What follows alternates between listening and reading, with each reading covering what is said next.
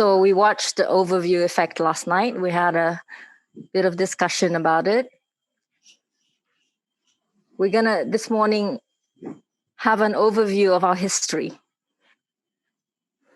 You can see this line here that's cutting through the boards. So it's cutting through the chalkboard, the whiteboard, and then the cork board over there. And we're gonna fill it up together. Usually we know history as something we read in books, or we're taught in school, or we watch on one of those TV channels, Discovery or something. I'm thinking that this will be, I don't know, 1800s, 1900s, 2000s, something like that. So it's the who, where, and when of our lives, of the paths of our lives, each of our lives. So we're having an opportunity to share a more personal story of heritage, of ancestors, of place, from your perspective, not from anybody else's perspective.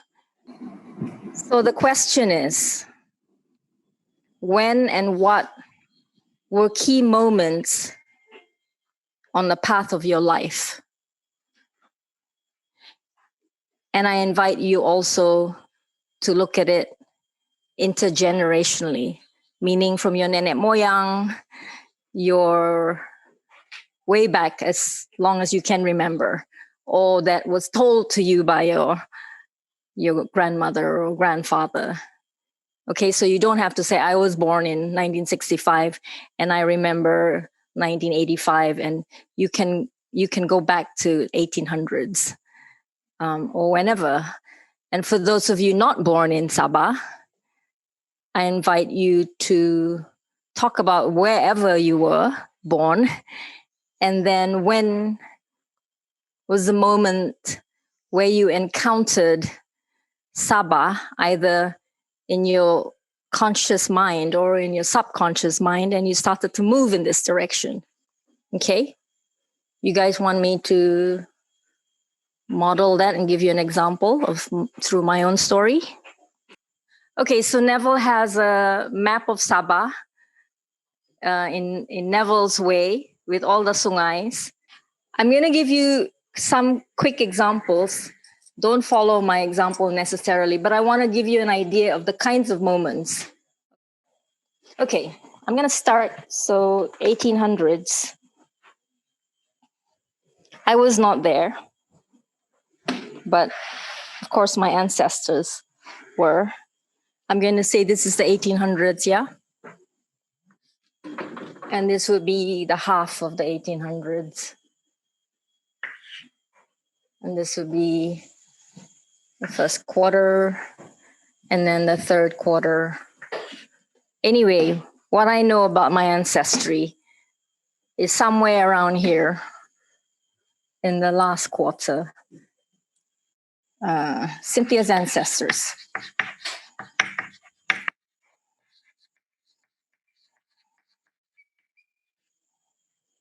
I'm talking about my maternal ancestors. I should say that. So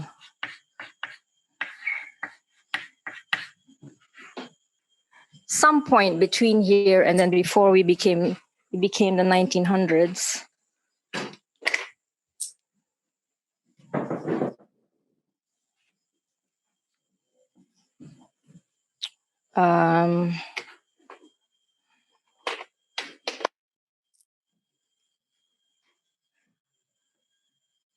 Both these people, wherever they came, different places that they came from, somehow met through the church. So Roman Catholicism.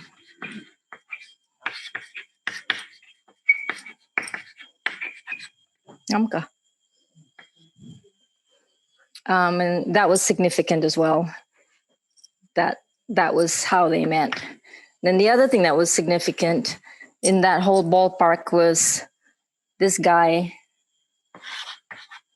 was adopted by the Priors. As you know, some of you know, this is the Sandakan, what was he? Administrator, something. So that adoption was very significant in the colonization of this family, of course, including these two components. The next thing that I think is really significant was, so let's say this is the half of the 1900s, and this is the quarter, and the 3/4 was 1945. And deaths, World War II deaths of 7 male ancestors. So this is Cynthia, yeah. So this includes that guy and his sons and his 7 males. So imagine lah. And that I think had a huge impact on my family as well as me, how it shaped me. And the next date I remember is 1957, when seberang Laut Cina Selatan, from a place called Penang, came a young man, naik boat, cargo boat, pergi Sandakan. That was my father. So this is Ong Lai Boon.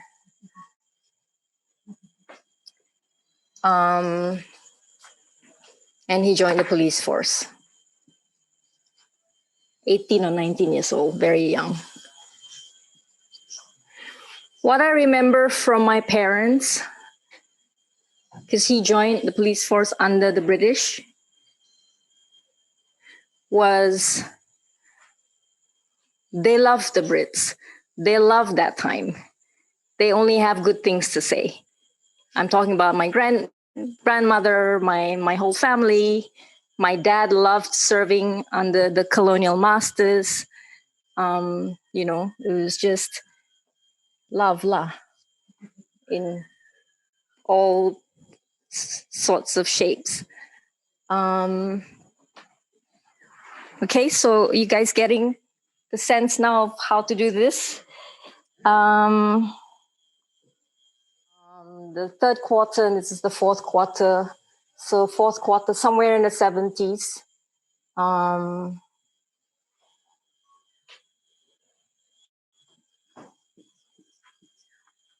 What I remember growing up, the seas, was quote unquote piracy.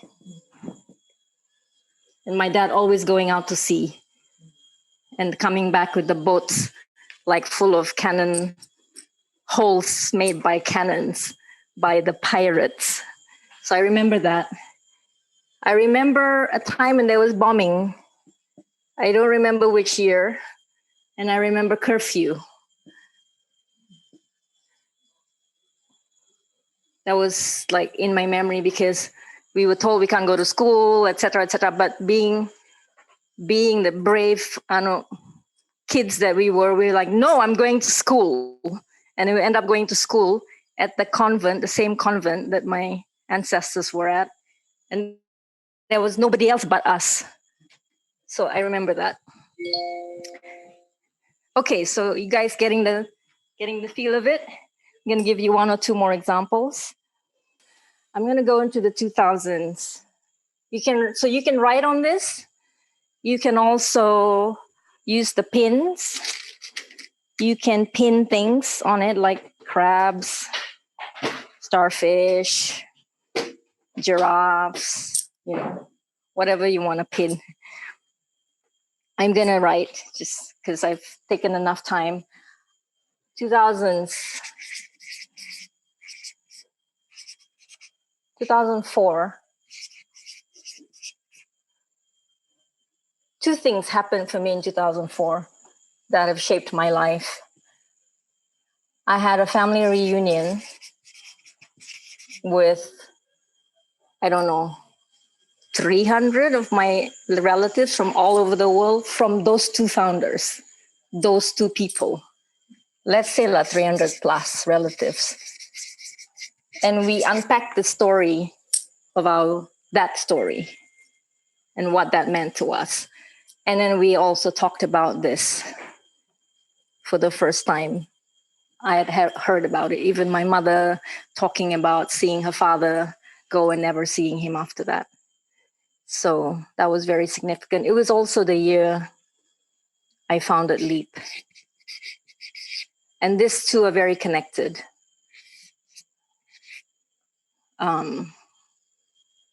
Yeah. I mean, learning about this was what gave life, the energy that came for me to give birth to Leap. Thank you. So you guys get the idea?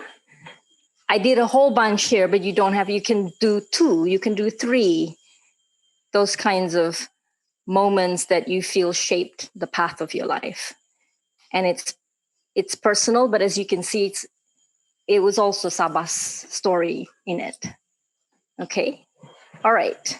So those of you who are online, you choose anybody here, anyone at all, to write or draw it for you, but we want to hear you speak it, and then they will draw or write for you. They will be your hands and your feet. And then those of you here, you of course do it for yourself. All right. So, bahagian 80-an, banyak cerita. So, ini tahun dia kami coba bongkar ni pandemik. So, around 1800, ada 2 pandemik berlaku. Saya pun tidak tahu, dia pun tidak tahu bila itu date lah, tapi saya taruh begini sajalah. Ini satu, dia bilang, pandemik di mana macam orang mati sebab saya rasa itu kolera. So ada dalam 2 peringkat inilah. Kedua itu adalah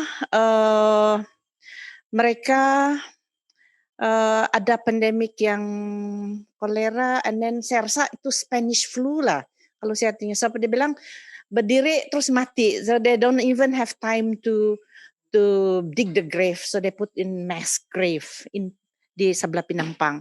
And also there was also a big flood, maybe somewhere here, that altered the river Moyog.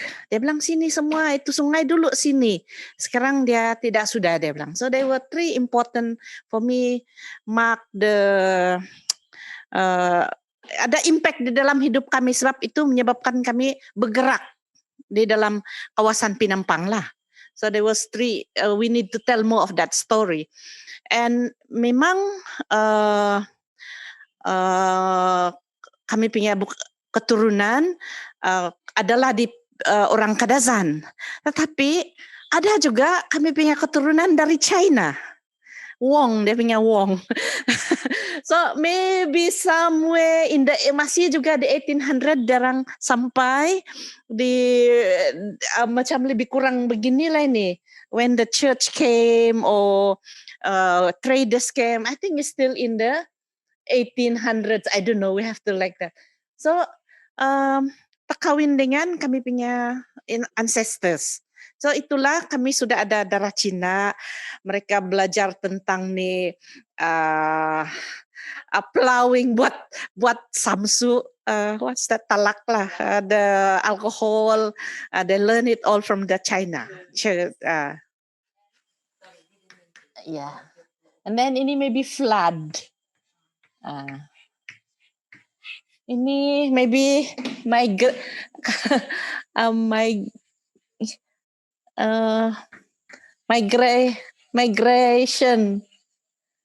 migrants lah, begini, ancestor.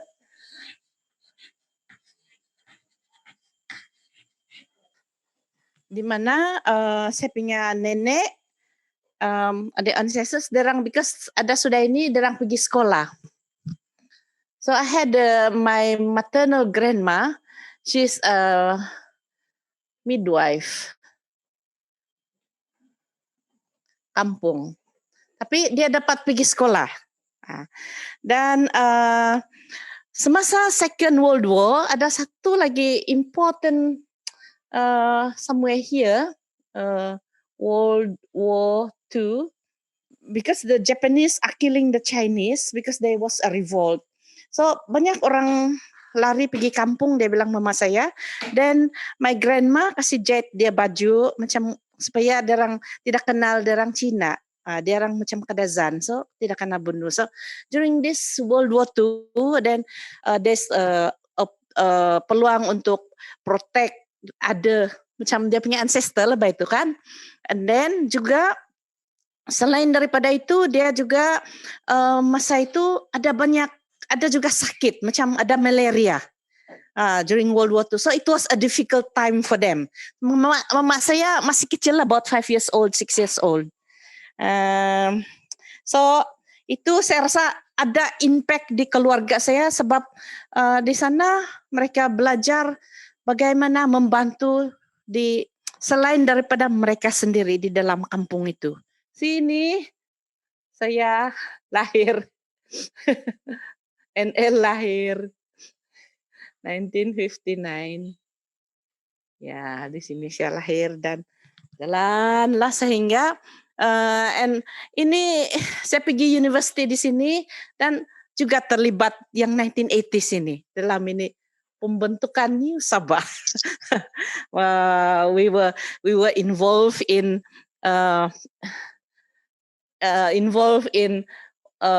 drafting PBS punya constitution. we just graduated that time.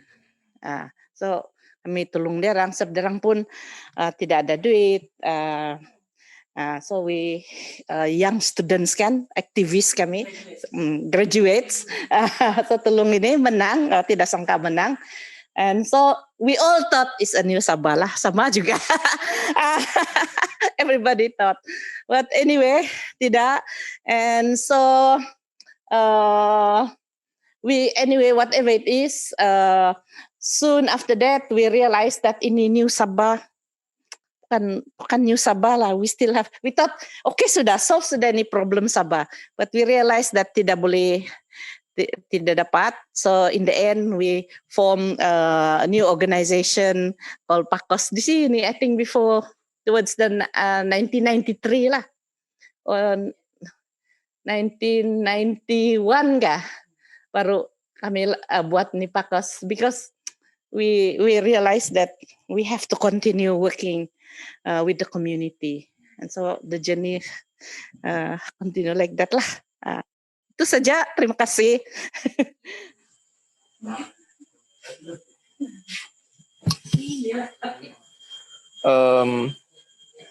And then, so the story of my grandma, she have two names. One is a Chinese name, one is a Kadazan name. So she was born, but the mom cannot hold her because they said it's panas. So she was adopted by a Bobohizan mom. So now she has two names. One is the surname Wong, I think, yang macam si Auntie Ann cakap. Yeah, related to Wong from Guangzhou. My ancestor, I think, on my mom's side is from Guangzhou. And yeah.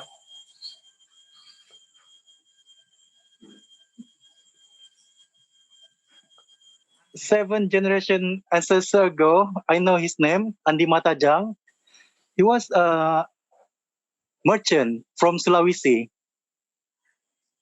He was a merchant from Sulawesi, and he was a Muslim preacher. He brought a Muslim teaching. Yeah, he came to Sabah and landed in Tawau and married his second wife in Tawau, in Kampung Apas. I don't know his wife which races.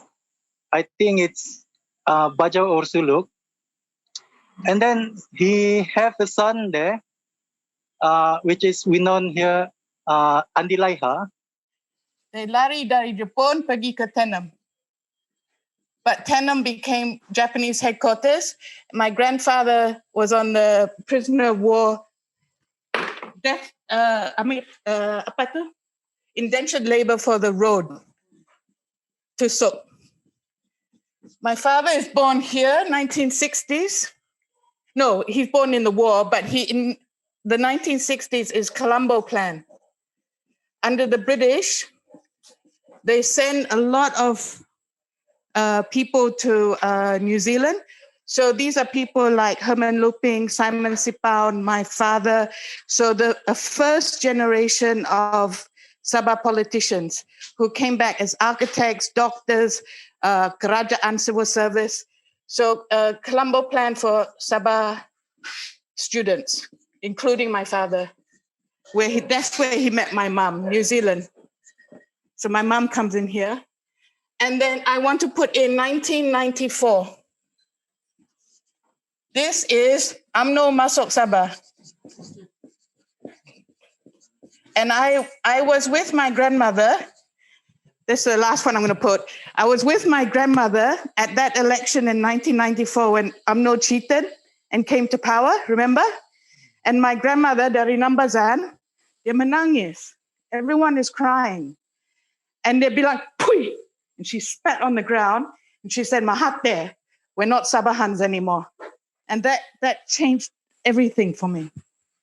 And that's all I want to add. So this was a good modeling of the key moments. So if you look at my talking from the culture and food and religion point of view, my food is very influenced by the Hainanese food and the Hakka food. Culture-wise, is very, very Hakka. Okay. Religion-wise, my mom come from a family of preacher, grandfather, all preachers, Christian preachers. So I grew up in a Christian environment. Okay.